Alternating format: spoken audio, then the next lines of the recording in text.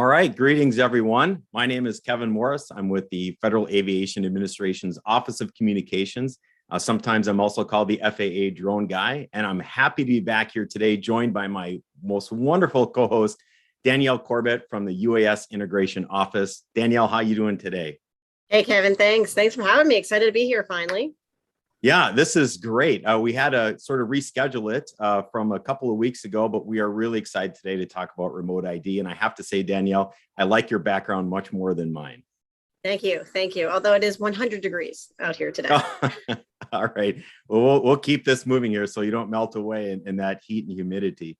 But I'd like to, again, welcome everyone and thank you for joining us. Today, we're doing a live Q&A session on remote identification for drones. So we're going to talk about everything remote ID. We have a lot of questions already that you folks have submitted that we're going to try to get through today, as many as we can at least. And we also take questions at any time during the show through our Google Doc. So Danielle, what do you say we get started? Let's do it. All right, here we go. So talking about remote ID, this is probably one of the most talked about conversations in forums, online, through emails to the UAS Support Center. There's a lot of interest in remote ID. So let's start off the bat talking about exactly what remote ID is. So what can you tell us about what remote ID is? I'm going to keep it really simple, Kevin. I know that this has been a much anticipated rule, and there's a lot of talk, like you said, but really all remote ID is like a license plate for your drone. It's something that says like, hey, here I am, and if you need me, you can find me, basically. Just like when you're driving your car, you're letting everyone know that, hey, I'm registered, I'm here, I'm supposed to be here, all is well. So, and that's really good way to put it. I think that's sort of a parallel most people can understand of what remote ID is expected to be as we roll it out. But speaking of as we roll it out, do I need to have remote ID now? The rule's in effect, but is there a compliance date? When do I, as a drone operator, need to start complying with remote ID? Good question. There's a lot of new terms in there. So the rule technically became effective earlier this year. But the rule isn't mandatory, we'll say, until September of 2023. So we're in a period right now where the industry has some time to figure out how to build equipment to comply with the rule. So if you're an operator, you can comply early if you're able, but you're not required to comply and have your drone broadcasting remote ID until September of 2023, about 2 years from now. Yeah, so I think that's really important. So while there's definitely a lot of interest and a lot of talk about remote ID, it's almost don't hit the panic button yet. We have at least a couple of years before remote ID compliance will actually be mandatory. We do expect to see some remote ID compliant drones far ahead of that from manufacturers. But I think the important thing to remember is that although, Danielle, as you put it, the rule is effective, the actual compliance date, when you have to start using it, is still a couple years away, September of 2023. And when we're talking about compliance and using remote ID, there's a couple different ways to broadcast remote ID, or maybe there's a couple of different ways that remote ID will work. So there's a standard method and there's what we call a broadcast method. Can you sort of explain the difference between those two? Sure. Standard is appropriately named because it's standard in that these are the drones that will come out of the box ready to comply with the rule. There'll be no extra equipment needed. They'll just come right out and they'll be able to meet the remote ID requirements of the rule. Now, that, of course, takes time for manufacturers to go figure out how to comply with the rule and put those things to market. So there's also a broadcast module, which you can think of as an opportunity to retrofit. So if you don't want to go out and buy a new one in 2023, or if you have one now and you'd like to comply early for a reason, then you can buy a broadcast module, which you can think of as like a little sticker or something that you could attach to your existing drone to bring it into compliance with the remote ID rule. There are some differences in what's happening there. For example, if you're going to use a broadcast module to comply, you're limited to visual line of sight. And the reason is that the broadcast modules don't broadcast the same breadth of information that the standards do. And so the idea is if you have a broadcast module and you're in visual line of sight, that if somebody needed to be able to find you, you're within a reasonable distance of the drone itself. Right. And I think that's really important. I want to go back to one of the points you just mentioned there, in particular with the broadcast module.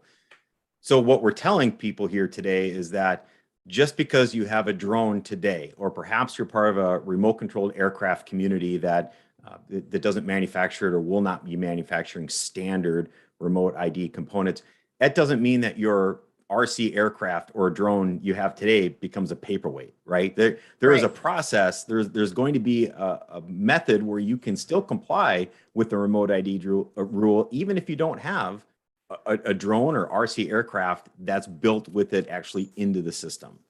Absolutely. Yeah, I think that's very, very important to make sure that people understand. Just because remote ID is coming up, don't start throwing away your stuff. Right. There's No. there's going to be a way for you to comply with the rule. We haven't forgotten about you. Yeah, and if you're wondering why, I mean, I've heard people, and maybe this will come up later, but why is there such a long compliance period? And I think it's worth noting that this rule is what we call a performance-based rule. So we're giving, a broad set of requirements that can be complied with in a number of different ways. And so this means that over time, the equipment can mature and still comply with the rule. And we don't have to go back to rulemaking, because if you've been following this, remote ID has been going on for quite a number of years. So this is a really great example of performance-based rule that allows flexibility for the industry to grow. Yeah, I'm glad you brought that up, because performance-based rulemaking is something that we talked about in our previous live Yes. webinar when we talk about ops over people. And I think if people want to look to an example of that, you can look to the night strobe requirement or the night lighting requirements under Part 107. That's a performance-based rule example where we don't specify exactly what it has to be. We just say it has to be able to do this. And we rely on industry to innovate and come up with ideas that can meet that rule. And so I'm really glad you brought that up, because these broadcast modules will be very, very similar. So we've just talked a lot about what remote ID is, but maybe just as important, we can talk about what remote ID is not. So let's get into that. What isn't remote ID? Well, it's a longer list than what it is. I'll give you that. So what it is, it's a license plate, right? It tells you some basic information about where the drone is. What it's not is tracking. So you may, if you read the NPRM, which is the Notice of Proposed Rule, which we put out originally, you may have read about a network requirement. And I think people were envisioning like this big, somebody in a dark room looking at a big radar and seeing every drone in the country, as blips on the screen. It is not that. These things are not networked. It's not the internet of drones. And they're not used to, this information is not used to actively track anyone. It's a very passive system. It's a localized system. It's a local broadcast meant to be received just by people locally.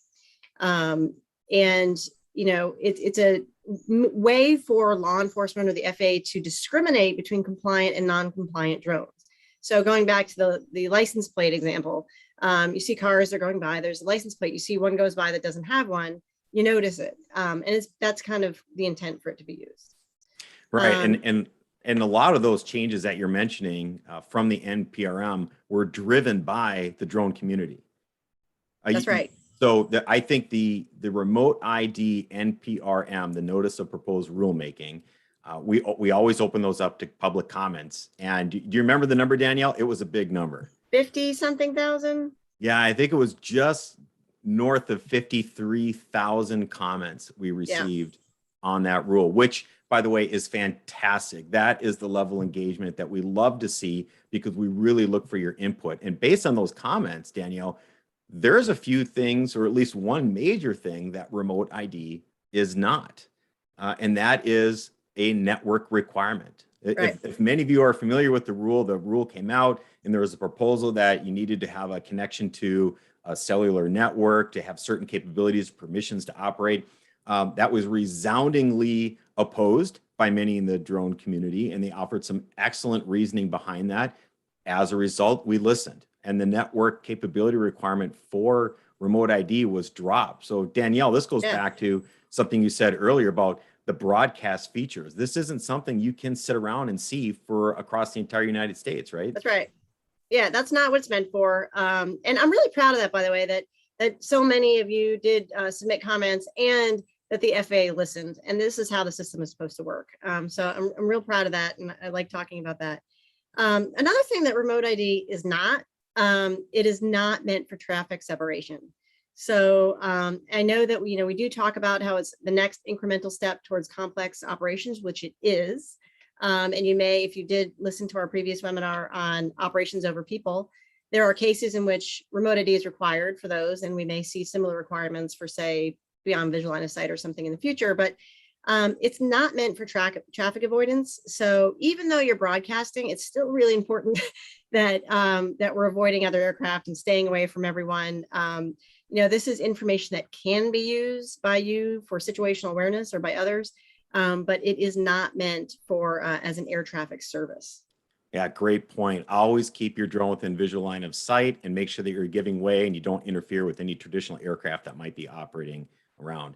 I want to touch again on something you mentioned earlier. So remote ID, we don't have any remote ID drones out right now. We don't have any broadcast modules out right now. And part of the reason for that is there's a process. As you mentioned, Danielle, this is more performance-based rulemaking. So we're really waiting on industry for a lot of information on how this could work best for the drone community.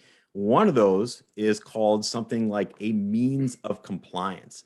So there are two different terms that people may be familiar with when we're talking remote ID: means of compliance and declaration of compliance. So let's start with the first one. Let's start with means of compliance. What are we talking about here? Cool. Also acronym alert there. That you may see it written out as MOC or DOC. We won't go there today, but means of compliance. This is really something that's almost exclusively for manufacturers, or what the rule refers to as producers. It's not really meant for the individual consumer. Okay. So what the means of compliance is you can think of it as a description of how the drone or the broadcast module complies with the rule. So how it was tested, and show how it meets, the requirements, the elements that are required in the rule. That's all it is. They submit it to the FAA, we approve it, they go back and make it, and then they come back, the manufacturer, producer, say, here's our declaration of compliance. Here's all the drones by make and model and serial number that are built according to that means of compliance that you approved. So there's a two-step process to kind of get these things to market and approved to be in accordance with the rule. For the average person, you don't really need to know a lot about that, except to know, I think what your next question is going to be, which we'll get to, but is how why does this matter to you? Or, what do you do with this information? These are publicly available lists of information that you can go onto our website and see what's out there, see which drones have a means or declaration of compliance, or both. But generally speaking, this is not something that the average person really needs to get super deep into. Right. And I think maybe that's a great explanation, by the way. And I think another way to put it would be the means of compliance is how the remote ID module or system is going to work. Yeah. What type of frequencies it's going to broadcast, how far the range is going to be, what type of information packets are being sent, all that type of stuff is described in the means of compliance. And those become public documents. So if a means of compliance is approved by the FAA, any manufacturer can take a look at those means of compliance and say, we are going to construct our standard remote ID drone, or we're going to construct our broadcast module in accordance with that FAA approved means of compliance.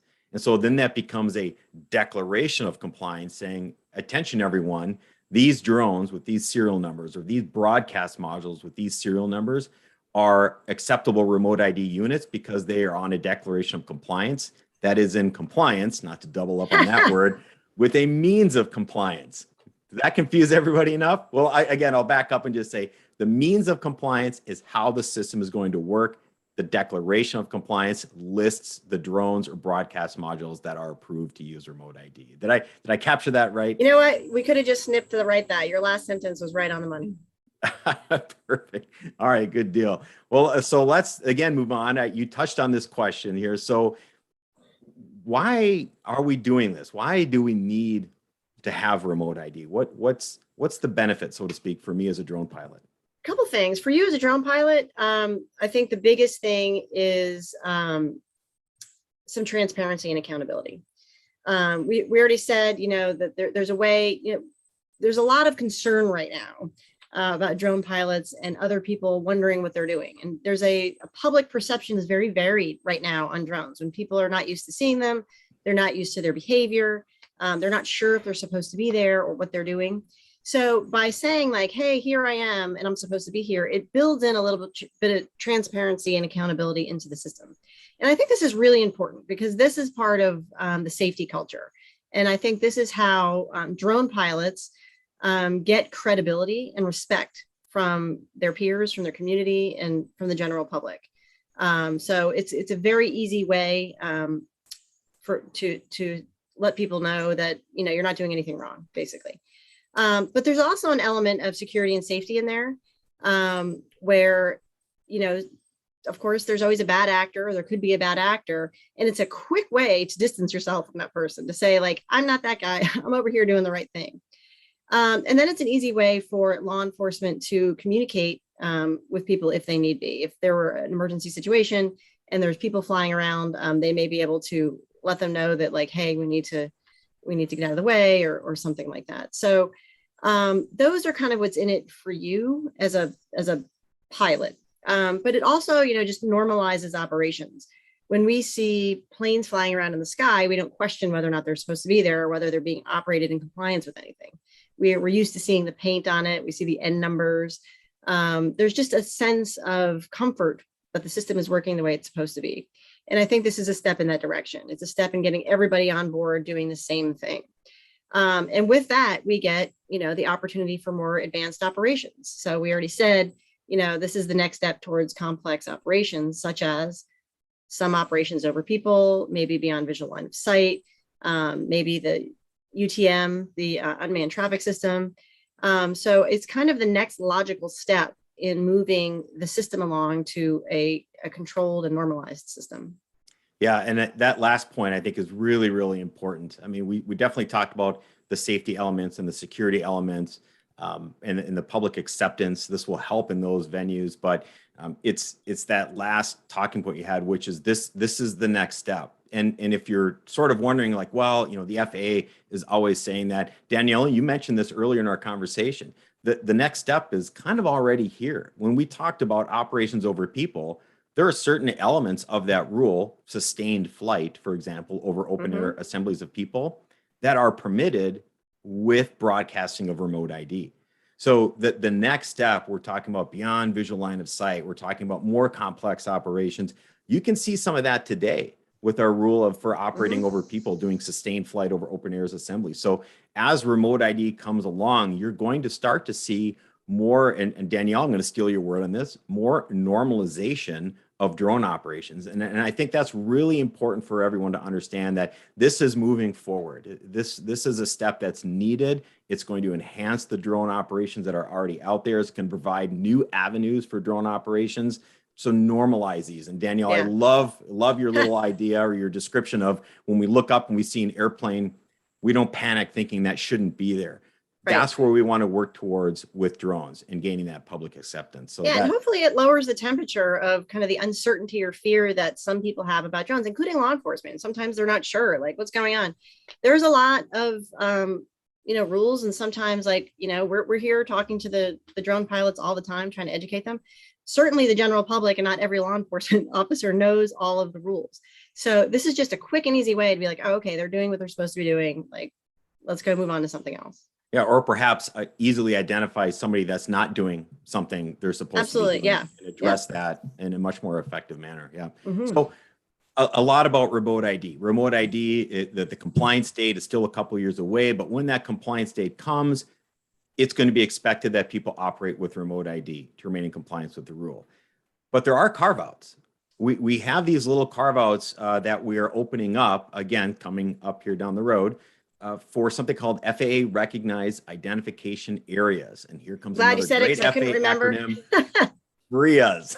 Yeah, it might be the least descriptive term for what we're about to talk about, but let's get into it anyway. Let's talk about these FAA recognized identification areas. What are we talking about here?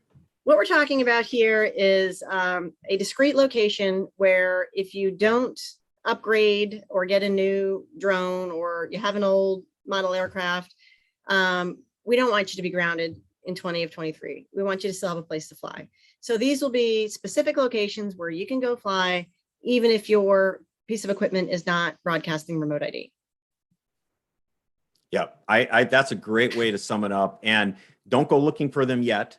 Much like most of the remote ID compliance stuff, FRIAs are still a little bit of ways away. We're certainly going to enable them and work with the local communities, flying clubs, drone communities. A lot of FPV communities are very interested in FRIA locations, and we're going to be providing additional guidance on that in the coming months. So you'll know everything you need to know about these FAA recognized identification areas where we will not require remote ID to be equipped on your drone or our remote controlled aircraft in the coming months. So more information on that coming up. Yeah, and I like to think of it as just like one big signal. I mean, these will be known locations where it's just one broadcast, let's say, for everyone. So I mean, it's a really cool concept, and it is a way of complying with remote ID, and I'm excited to see how that plays out. Yeah, I am as well. So I think we've talked enough, Danielle, and hopefully people are still awake and they're still listening here. So what I like to do at this point is jump into the questions, because the real benefit, and I think you and I both agree on this, of having these type of events is that we can engage with the public. These are questions that are coming in from people in the drone community. So what a perfect time to answer some of those questions. Let's get right to it here. So the first question I have that's coming in is, how do I know if my drone is remote ID compliant? Great question. Couple different ways. First thing is, as of right this very second at 1:51 on the 11th of August, there are not yet any accepted means and declarations of compliance. So if you're curious if your drone right now is remote ID compliant, I can give you an affirmative answer that it is not. So how will you know when you can buy one, when you buy one, if it's compliant or not? A couple ways that we already talked about is that you can go to our website and you can look at the public lists of means of compliance and declarations of compliance. It's really the declarations that you'd want to look at, and those would show makes, models, and serial numbers of drones that have an accepted means or that basically are in compliance. The rule also requires manufacturers to label those drones, so you should be able to have a visual cue when you make a purchase. I think those are the two main ways, actually, now that I think about it. Or if you go buy a broadcast module and attach it, then I think that you would know. Yeah, I agree. That sounds probably the easiest and simplest way for somebody to find out if their drone is remote ID compliant. Yeah. I have seen a lot of conversations where some drone manufacturers are starting to label like their drones are remote ID capable. Mm-hmm. or some other wording to sort of allude to remote ID functionality sometime down the road. Please remember that does not mean that the drone is remote ID compliant today. So that term, I think, the term remote ID might be a little bit generic, and I think some manufacturers, like in anticipation of the rules, started putting out, building in broadcasts and things like that, means for the signals to be received, and that's awesome. But that system is not fully in compliance with the rule as it's laid out. So there's a difference between the ability for your drone to like broadcast some information versus it being in compliance with this rule. Yeah, that's a great point. And because you brought this up earlier, I'm going to consider it fair game. You talked about registration. So yes. I know the registration process has changed slightly in terms of the information you need to provide. Can you sort of expand on that a little bit to help everyone understand what changed and what we need to do now? Yes, I'm glad you brought this up, because I should have mentioned it in the what remote ID is not part of our conversation. So it's not broadcasting your personal identification. Just to be very clear, this is not saying, hey, there's Danielle, she lives over there and she's flying. It's just putting out basic information about the drone. So in order for those signals to be used by law enforcement, if need be, or by the FAA, if need be, to find an individual connected with a drone, we have it's linked with registration. So the drone is broadcasting a serial number. The serial number can be correlated within the FAA, not publicly, with a registration number. So for that reason, when you go register now, you'll see a different form. And the form will ask you about remote ID. And it says something right now about, is your device remote ID equipped? The answer to that question today is no, it's not. What we really mean by that question, and I believe we're updating the words to be a little bit more clear, is your drone compliant with the new rule? And the answer is no. If you click yes inadvertently, it's going to ask you for a remote ID serial number. And part of the rule is that their drones that are remote ID compliant have a standard format for a serial number.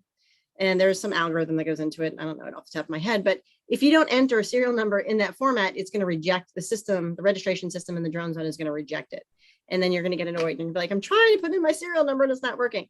The reason it's not working is because it's not a remote ID serial number.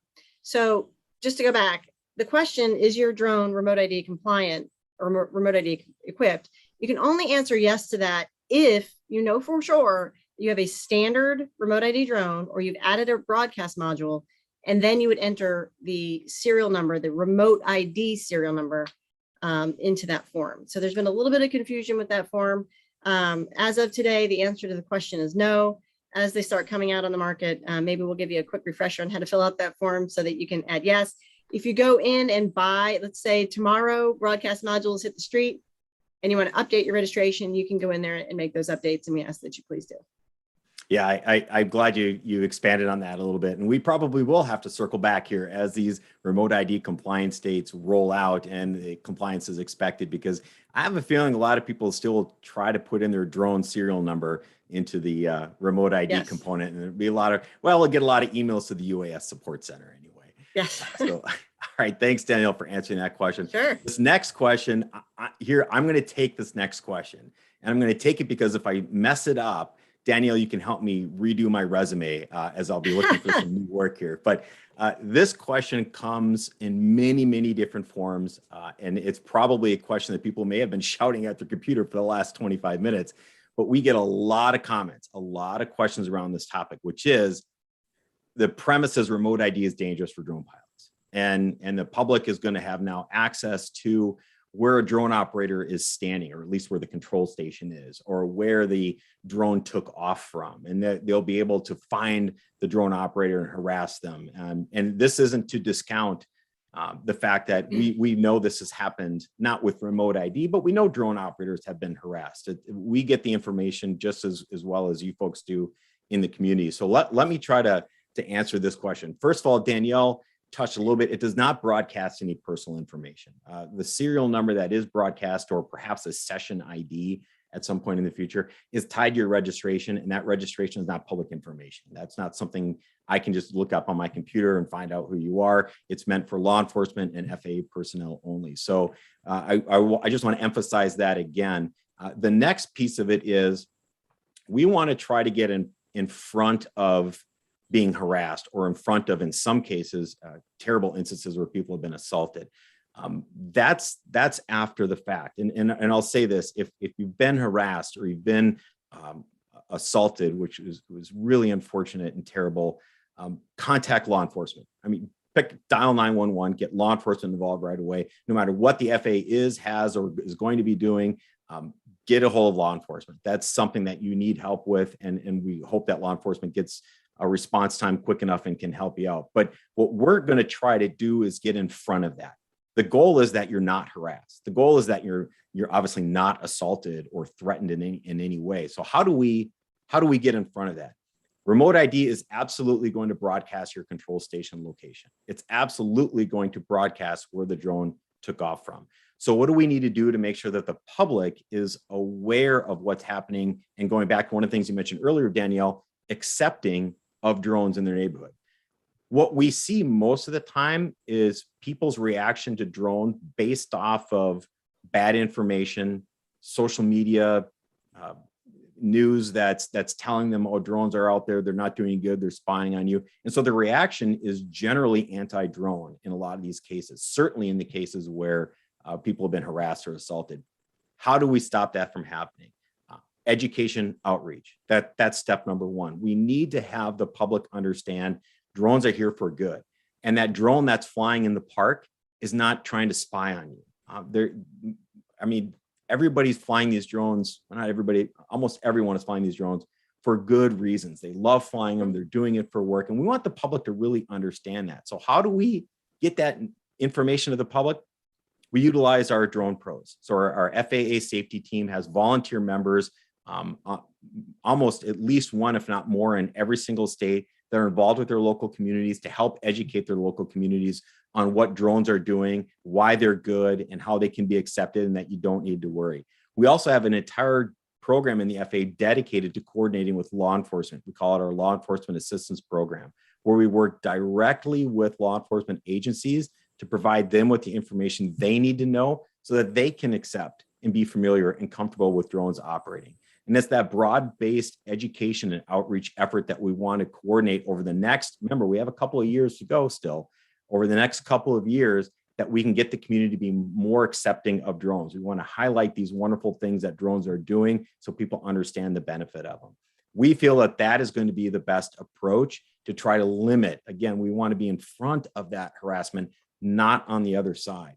If it does get to the other side, the FAA will have to address that accordingly, perhaps with some different rule changes toward the future. But ideally, we don't want you to be harassed at all. So we're working towards that goal and trying to educate and communicate first. So I understand, and not just myself, everyone at the FAA hears you loud and clear about the concerns that you folks have with regarding location identification and people being able to find you, but we're working on the front end of that and trying to educate first. And then if that doesn't work, we'll explore other means. So I think I answered that question. Hopefully I'll still log into my computer tomorrow and everything will work fine in the morning. But let's jump off that question because there are a lot of questions rolling in right now. I want to go to the next question here. This one, Danielle, I'm going to throw it your way. Sure. We'll currently register drones. So I have a drone right now. Will it need to be retrofitted? What happens if the manufacturer doesn't provide a retrofit? Does my drone become a paperweight? Good question. No, it doesn't necessarily become a paperweight. That's one of the reasons why we have the broadcast module. So you can buy a aftermarket piece of equipment and attach it to your drone to bring it into compliance. Or if that's not possible or feasible, you can go fly at a FRIA once those are established. So you do have 2 years still before you must comply, but there's at least two avenues that you as the individual consumer can use without relying on the manufacturer. Right. So then that kind of ties into another question we have here is, and I think you might have mentioned this earlier, but it bears repeating. Where can I buy remote ID drones now? Or where can I buy a broadcast module now? Well, as we said, there's not yet anything approved, no declarations of compliance that have been approved. So I guess nowhere. Once they come to market, I would imagine that you can buy them wherever else you would buy a drone today, or any components for remote ID, for remote control aircraft or anything like that.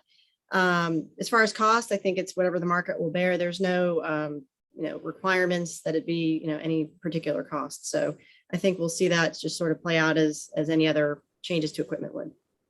Thanks. And this sort of is a follow-up to that question. So I can't buy any remote ID drones yet.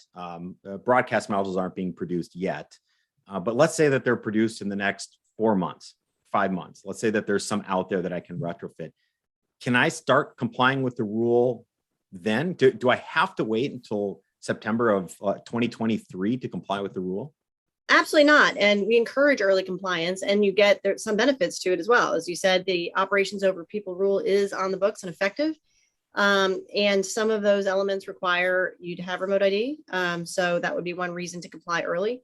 So no, you don't have to wait. Yes, comply early. And if you do, please remember to go update your registration, because those things are intrinsically linked.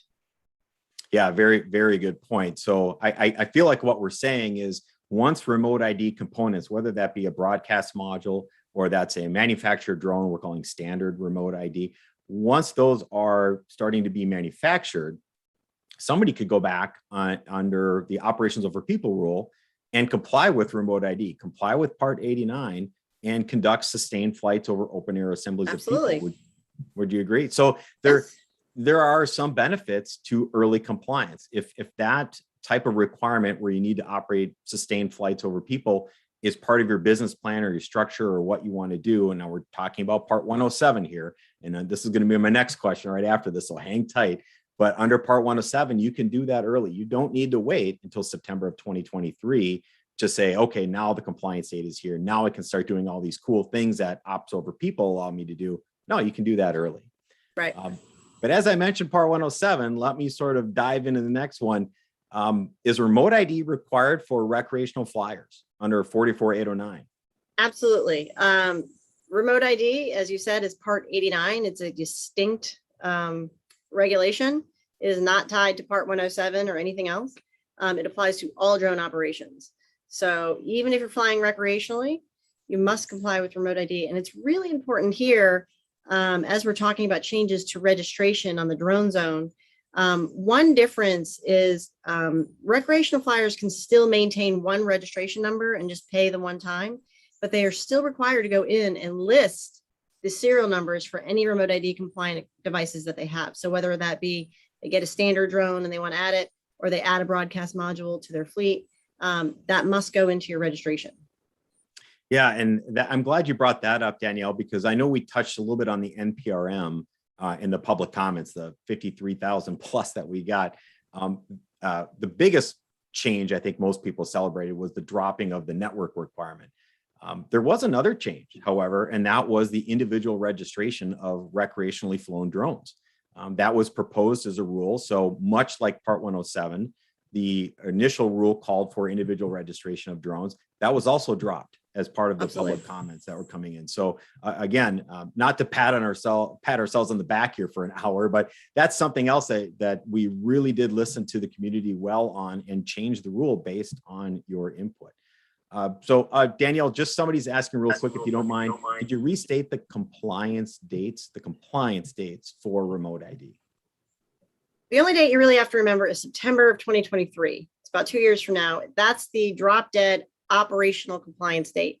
That's when, if you're operating a drone in the National Airspace System, you must comply with remote ID, meaning you're broadcasting the remote ID information either through a standard drone or a broadcast module, or you're flying at a FRIA. Right, and leave it there. And since you mentioned FRIA, I'm going to go on a question here that sort of touches on flying without remote ID. So the question is, can I fly a non-remote ID drone below the tree line on my own property? Is that for me? Yes. I'm glad you asked this question in that way, because I think this is something that really speaks to me, because there's a certain amount of common sense, right? That you're like, well, I don't know, I'm in my backyard, I'm below the tree line, why do I have to participate? The fact is that the National Airspace System is a public resource, and it includes all of the airspace around your house and your yard. And in order to make it equitable and accessible to the most amount of people, we don't have little carve outs based on, somebody's yard or somebody's house or personal property. The whole system is one big system, and therefore the rules apply to the entire airspace.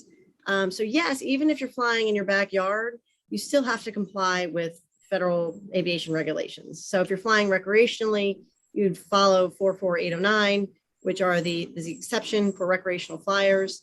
If you're flying for your business, you're taking pictures of your house to market your real estate, you'd fly under Part 107.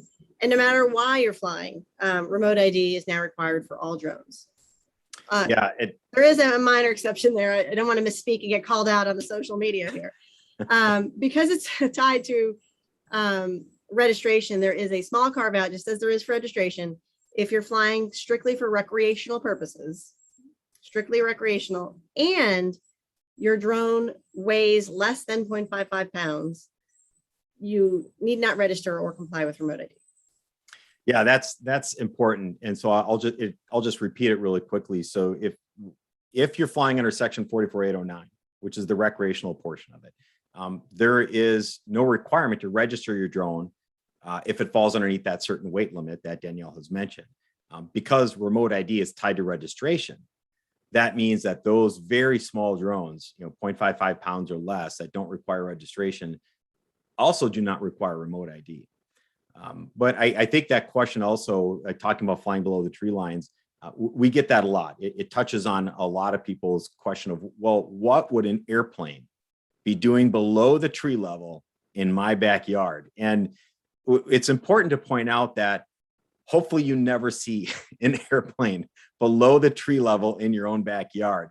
But really, that's not the overriding concern we have. And that's not why these airspace restrictions exist and the requirements exist to fly in the national airspace system, it's because what if your drone does something you weren't planning on it to do?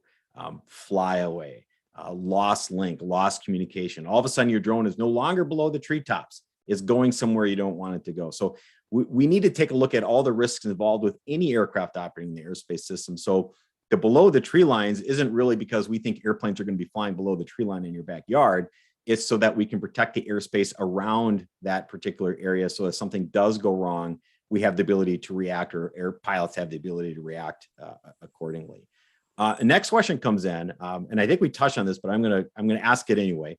I'll take this one. Danielle says, I work for a local government, and they operate 2 public use aircraft. So the question is, how much should they encourage the developers of the drone to comply with remote ID regulations prior to them becoming compulsory? And I think this goes back to something we talked about earlier, which is there are some benefits, namely sustained operations over people. If you're a public agency, public safety agency, and you're operating and you need to do sustained flights over people, you're not exempt from the remote ID rule. This rule applies to all drones, other than the small cargo like Danielle mentioned for the weight and recreational flyers.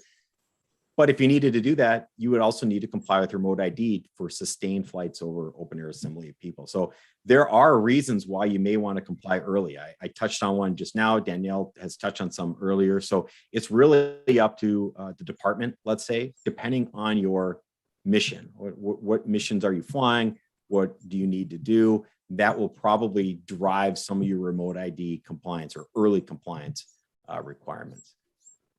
Let's see, a lot of questions coming in. This is really, really good. Oh, good. So Danielle, I'm going to throw this one your way. The question is, how will remote ID work with company-owned aircraft? Example, there's an aircraft registered to a corporate entity and not an individual. How will remote ID work with corporate-owned aircraft? Is that the question? Yeah, a company-owned aircraft. So just as the same way, the company already has to register their aircraft. So all they would really have to do is enter in a serial number. And then when you're operating, there's no difference. It's, the drone is transmitting its information.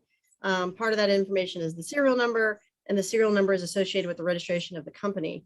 So there's no distinction on a company-owned aircraft versus a personal-owned aircraft, unless there's some other nuance there that I'm missing.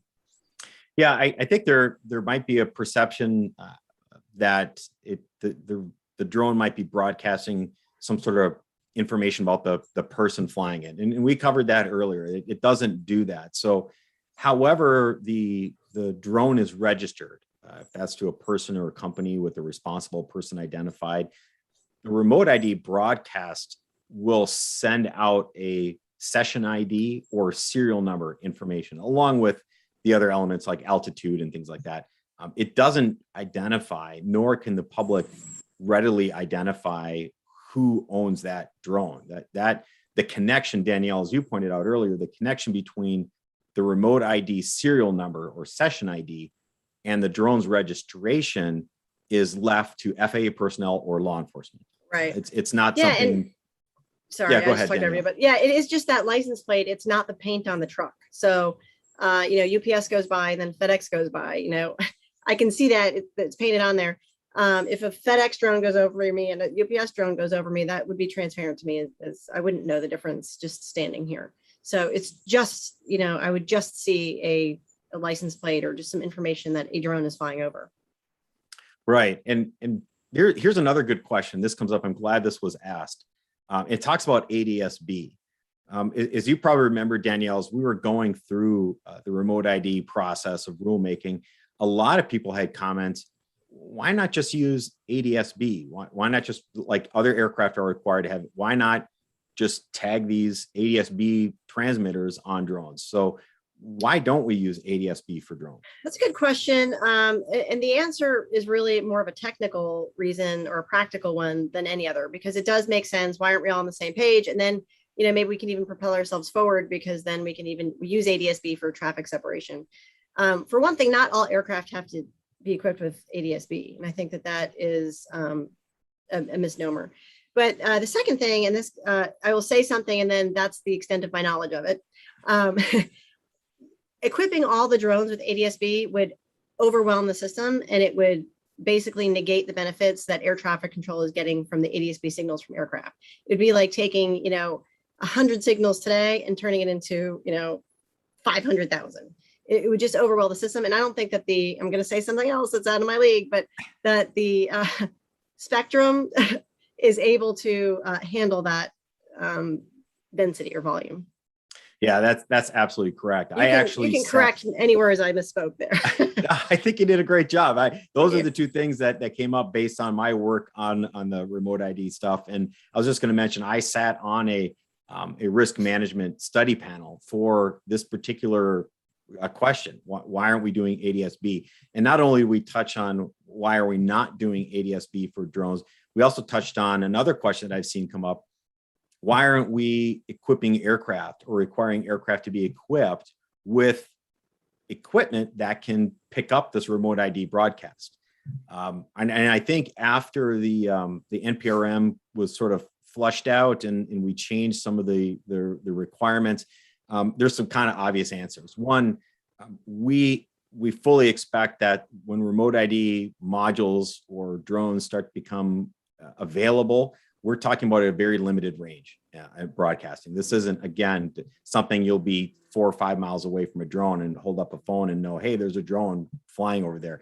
Likewise, an aircraft operating above you probably won't pick up that signal, or at least for any reasonable amount of time. The other issue that was discussed a lot in terms of aircraft being able to see all these drones with remote ID is that it would just be in the same way as saturation for ADS-B, saturation for the pilot. That's just a lot of blips on displays that they have in the flight deck that would probably take away from situational awareness more than increase their situational awareness. So there are a few different reasons, but I think we hit some of those highlights on those. All right, another question. This goes to more of the rec flyer side, Danielle, talking about community-based organizations. And will community-based organizations, or CBOs, be exempt from remote ID? I'm going to say no with a caveat. No, CBOs are not exempt from the rule. That is not written into the rule. However, there is a way for CBOs to comply. And this is kind of why the FRIAs came up, thinking about a lot of the community-based organizations have what they call fixed flying sites, places, clubs, where people meet up and fly all in one place. Though that would be an example of a location that may apply to be a FRIA. And a FRIA, again, is an area where the location is known to the FAA, and anyone operating in that FRIA doesn't have to have remote ID equipped drones. So there is an opportunity for CBOs to apply for FRIAs so that their club locations don't have to transmit or broadcast the signal. Yeah, and as long as we're talking about FRIAs, I think it's important to point out that FRIAs aren't really an exception to the rule. It's built into the rule. If you look at the notice of proposed rulemaking, it's in there. Again, we're going to have a lot more guidance and information on FAA recognized identification areas, or FRIAs, coming out here in the future.